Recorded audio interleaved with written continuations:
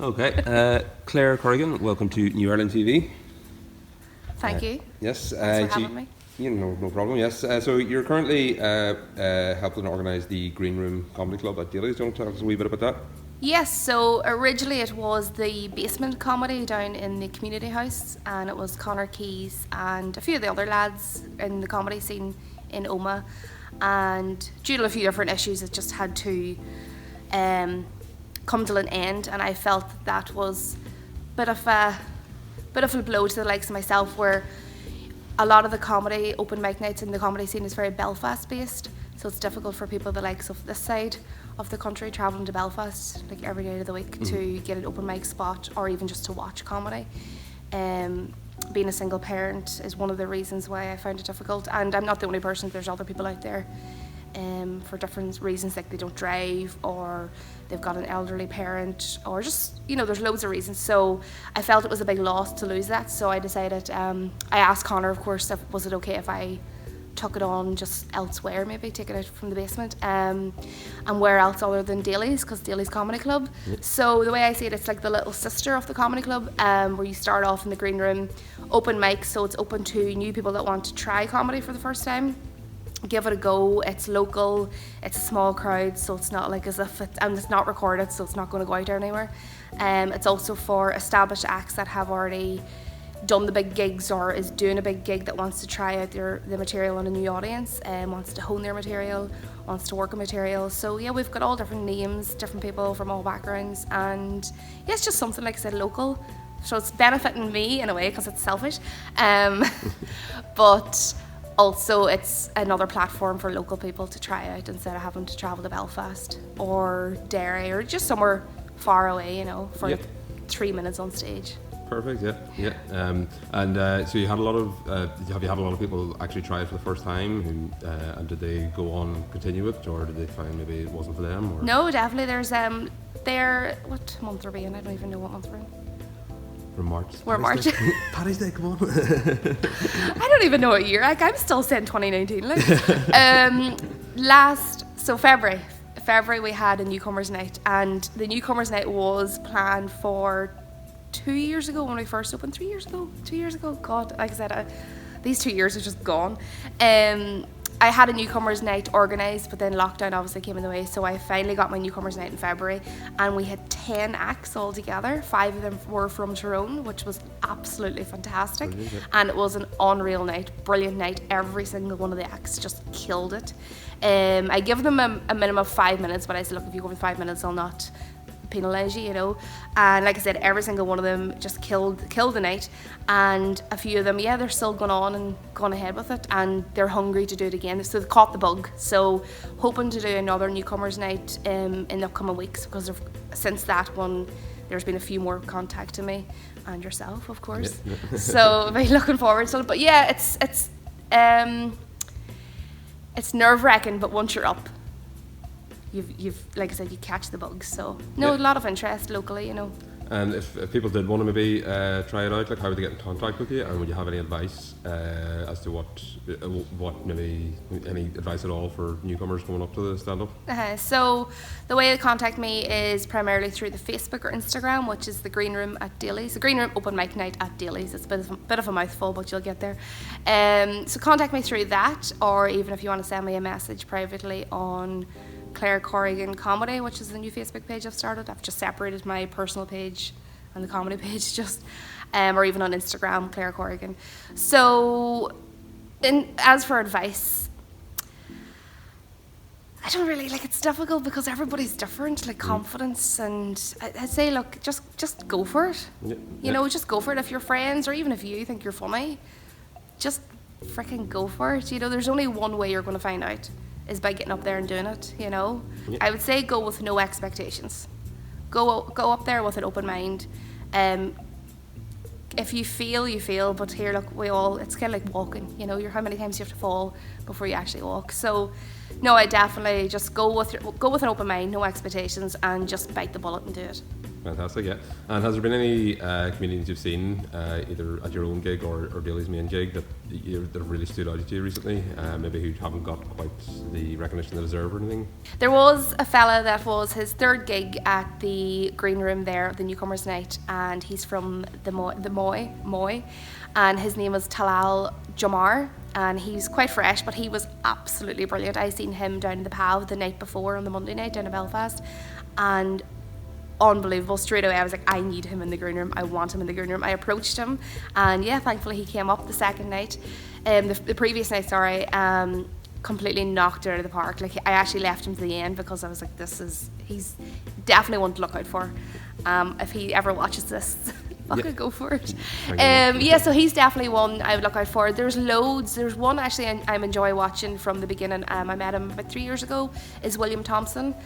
I don't know if you've heard of him, but he's Belfast, and he is making massive waves in the comedy, I was going to say industry, yeah. The comedy sector. So yeah, he's one that I've enjoyed watching as well. So fantastic, yeah. And just overall, generally in comedy, who would you consider your inspirations, like in career, like in sort of all time? God, I have loads. Definitely Tommy Tiernan. He is up there, definitely up there. There's, like I said, I'm so bad with names, but there's one I love is Sarah Milligan. Yes. I love her. She is. It's pure filth, and I cringe watching it and listening to it, but at the same time it's brilliant. It's not stuff I would do, but I still love it. Who else? God, there's loads.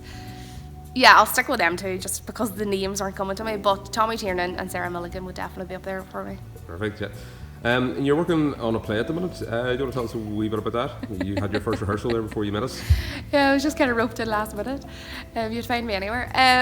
So I'm doing Irish language classes in the Stirling Arts Centre, and it's Irish language play, and they needed a female character, and sure, here, look it, something different, and also it'll help with my Irish. So that will be running on the end of May. I think they're actually doing it here in the Stirling Arts Centre. So I don't know, it's very last minute, I don't really know what else to say. It's based on a true story, it's about half an hour long, and it's funny. It's a drama, comedy drama. Yeah, I was thrown into the deep end. Yeah, no, excellent. Yeah, and but you're generally more of a filmmaker rather than being in front of the camera or on the stage. Yeah. Acting. Yeah. So what would you say about your film career so far? Like, what's been the highlights of your film career?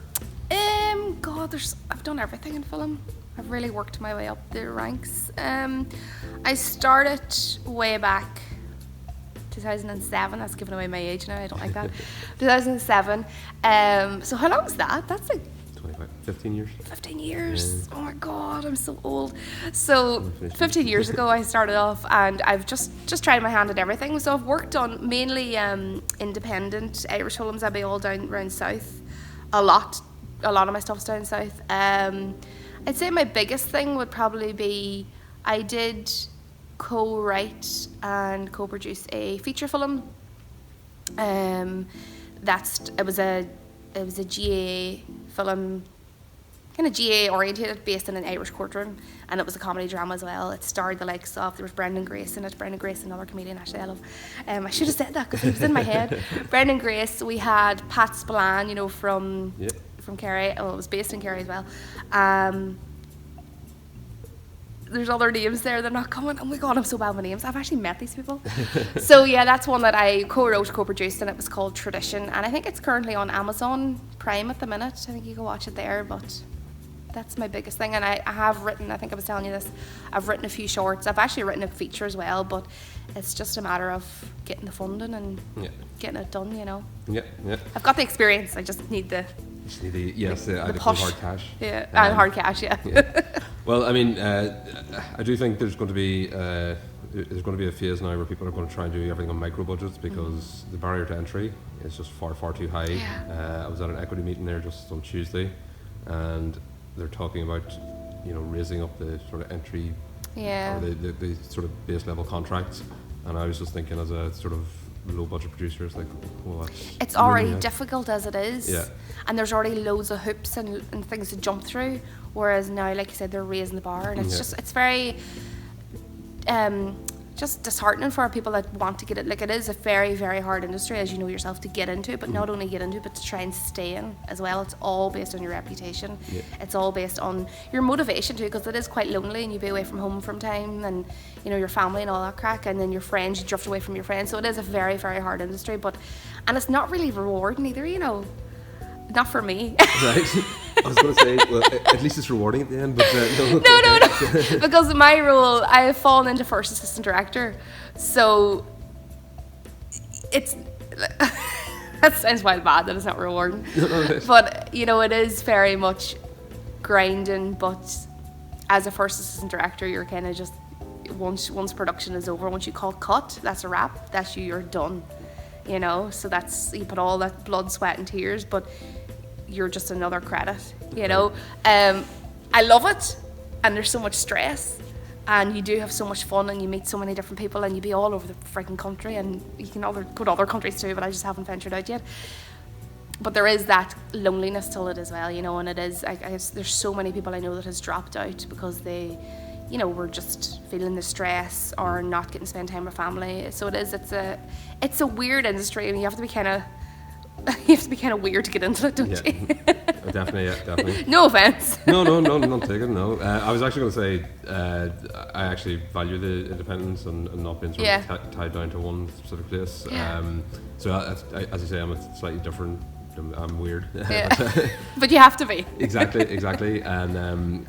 Yeah, it's as you say, you have to sort of be prepared that your life is not going to be stable. Yeah. You're going to go through times where you're loads of money, maybe. Yes. Times when you have absolutely none, and it's very hard to budget. It's very hard to also keep in with a routine. So the likes of this play that I've been asked to come on to, it was like, oh, I don't know, because I might get a phone call tomorrow, and I could be in Cork for 3 weeks.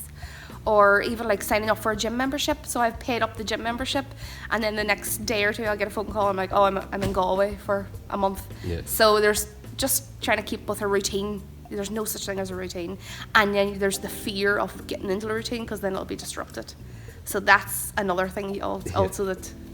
Exactly, and I'm sort of caught between two because in one way I do sort of want a routine at the moment because you do sort of, if you're not working, you start drifting away and getting fall into bad habits and stuff. So routine's good then. Yeah. But as you said, you also want to be ready to take a phone call. Yeah. Right, you're needing London at the end of the week, go.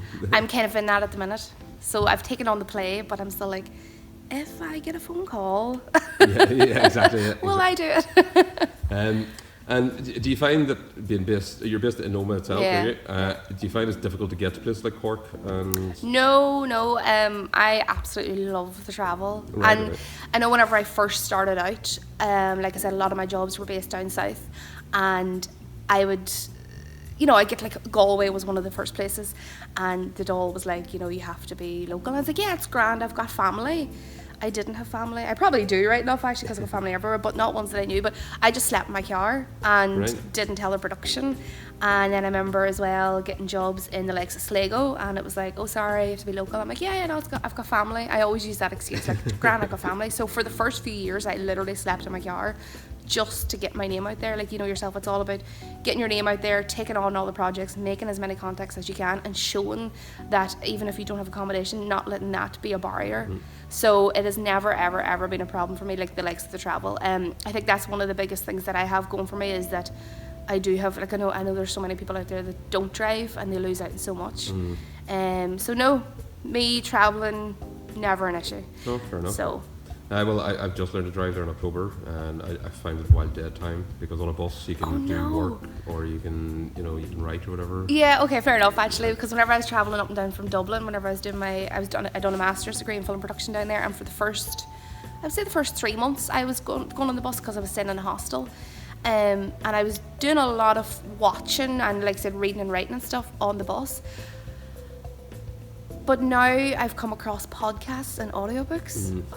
That's why I had the headphones on. You take the headphones out. I was listening to a podcast. No, I was listening to an audiobook. I don't know. I go between the two, and I swear to God, I go through, like, say if I drive to Kerry a lot, so that's about a 6-hour journey, and then 6 hours home. So there's 12 hours. There's at least 3 audiobooks, or one big long one, or 12 episodes of a podcast. So it's definitely, like, I know I was in the mindset of that too, because there was a time there I couldn't listen to anything, only music. But now that I've discovered all of this, there's so much out there.